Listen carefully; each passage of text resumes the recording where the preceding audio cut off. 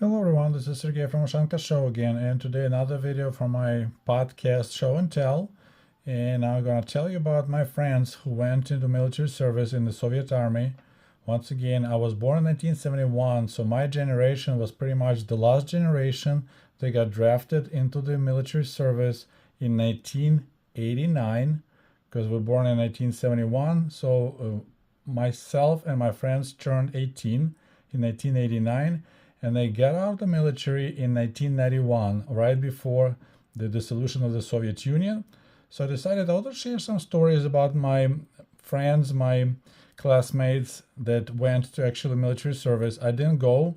My eyesight was too poor, and I went to college. So there were some colleges that allowed you the option to, let's call it, dodge the draft. So you just become an officer in reserve. But some of my friends went to military, and today I'm gonna tell you their stories. Okay, so we're gonna start with Andrei, a friend of mine and my classmate. He was the top student in my school of that year in my class, and we had two classes that, it's like American high school, the 10th grade. So he was the only one who managed to get a silver medal. If you were perfect, excellent student, you get gold medal. That means all your grades are excellent. He had one grade was good, which was 4, so he got silver medal.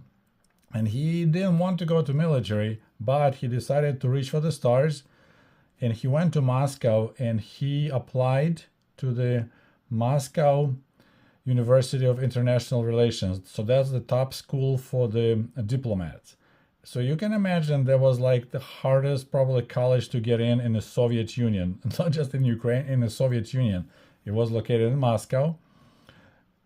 And he scored well, but he didn't pass.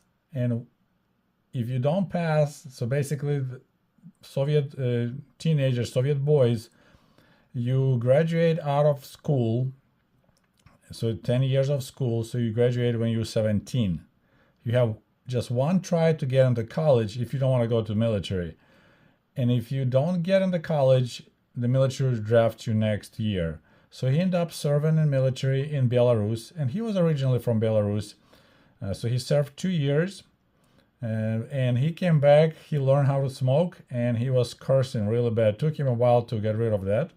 And while he was in service, he sent me this picture. You see he's holding a cigarette. Then he went back to Moscow, and he managed to get in that college, in that university, МГИМО, Международный государственный институт международных отношений. So, International State Institute for International Relationship. And he managed to get in because now he had extra points since he served, and he got a degree in education. He worked in the Belarusian Ministry of International Affairs. So, but still he had to pay the price.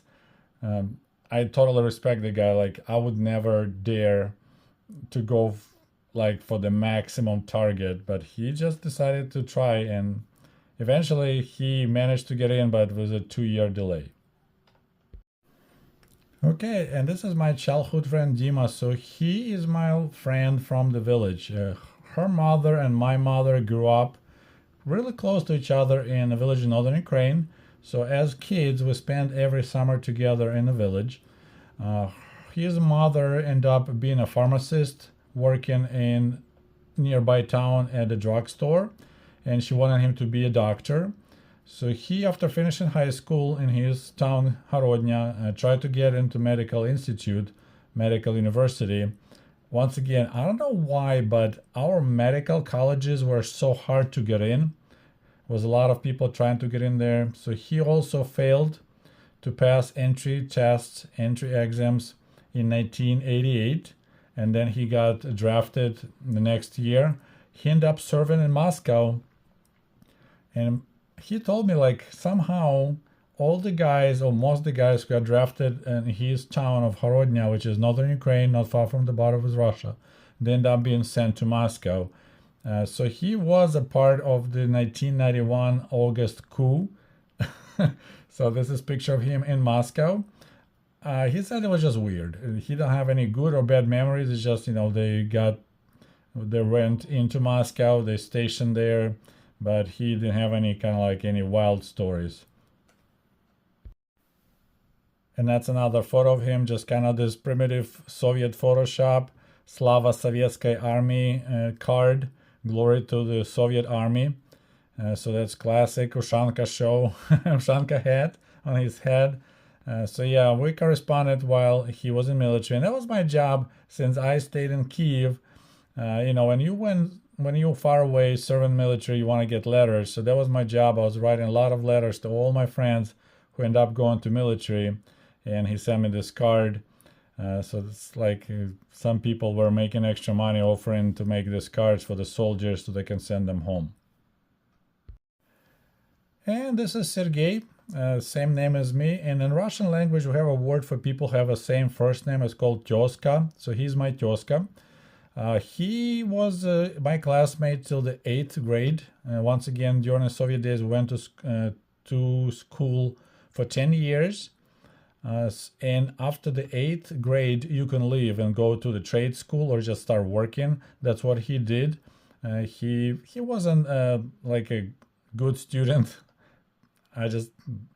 He had poor grades, let's put it that way. He had 3 and 4. I had mostly 5 and some 4s. But he was a real nice guy. He went to trade school. And when you're in trade school, you don't have a shield from being drafted. So he got drafted in 1988. And he ended up being sent to Poland. So he served his 2 years after boot camp in Poland. He was like a radio operator. So that's the picture he sent to me. From Poland. You see he's all cool listening to boombox. Unfortunately, he passed away a couple of years ago, had cancer. So he's the first of my classmates that passed away, kind of sad. But we were good friends, and his father's name was also Nikolai. So I'm Sergey Nikolaevich, and he was also Sergey Nikolaevich. We became good friends, mostly like almost after school. We were hanging out a lot, and then of course I learned that he passed away. This is the photo of him taken in Poland. And once again, I also was exchanging a lot of letters with him, just trying to keep his spirits up, sharing the news from Kiev. So this is Sergey from Poland.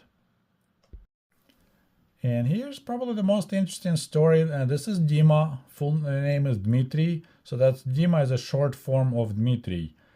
Just like Serежа, Sergey, Misha, Michael, Mikhail. This guy was 1 year junior, so we became friends through my classmates, and then we became really good friends. Now he wanted to join the Airborne, Воздушно-десантные войска, VDV. He was like kind of interesting guy. He always like set up some kind of targets, aims in his life, and he will go for it. And he wanted to join the Airborne. Despite that he had some health conditions, like he had the ploscostopia, flat feet, he still managed to pass through, and he ended up serving for 2 years in VDV, in the Airborne, in the southern Ukraine. And the place where he served, I never bothered to check the maps back then. Of course, there was no Google Maps available back in the 80s, late 80s and 90s. The name of town is Bolgorod. And if you look at the map, it's right next to the border with Romania. So it's a west of Ukraine, way there in the tip, right next to Moldova and Romania. So one of the best, it was 98th Airborne Division of the Soviet Army, and it was located so far away because they wanted to be as close as possible to Bosphorus Straits. So their job would be, in the case of the World War III, to jump and secure the straits. Because the greatest weakness of the Soviet Black Sea Fleet and now Russian Black Sea Fleet is that the straits are under control of the foreign forces in NATO. So basically the mighty, well, not really mighty, Black Sea Fleet is trapped in the Black Sea.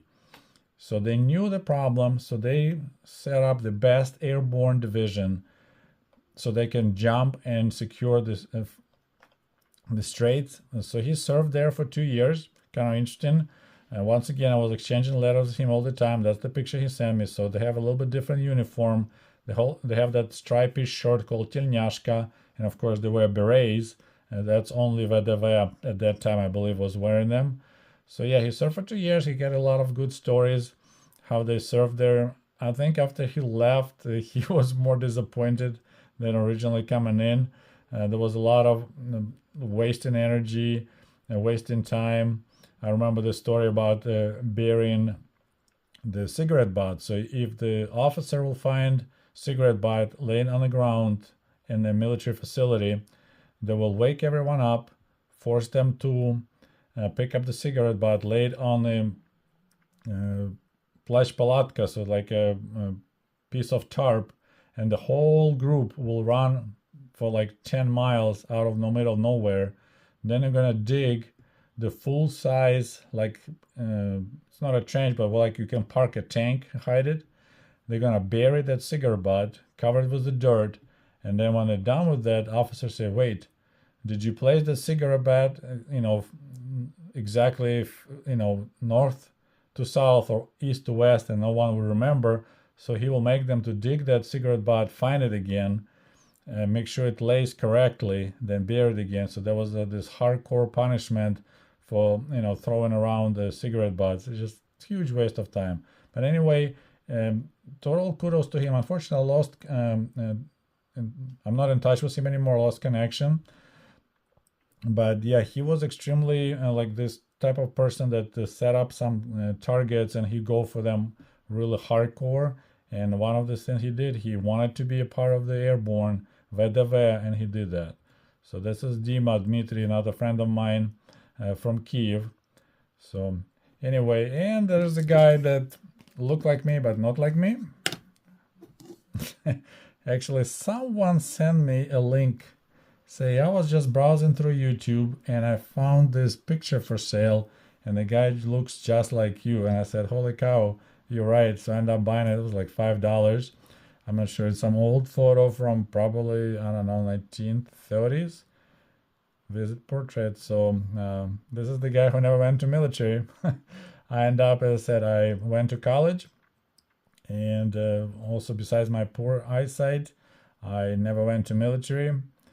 And I'm glad I didn't do it. But anyway, so, all right, guys. So I hope you enjoyed the story about my friends that went to the Soviet army. As I said, once again, my generation, people born in 1971, was the pretty much the last generation that had a full Soviet experience, Soviet kindergarten, Soviet school, Soviet military. Anyways, thank you for watching Ushanka Show. Don't forget to like this video, and we'll talk to you soon. До побачення. Goodbye.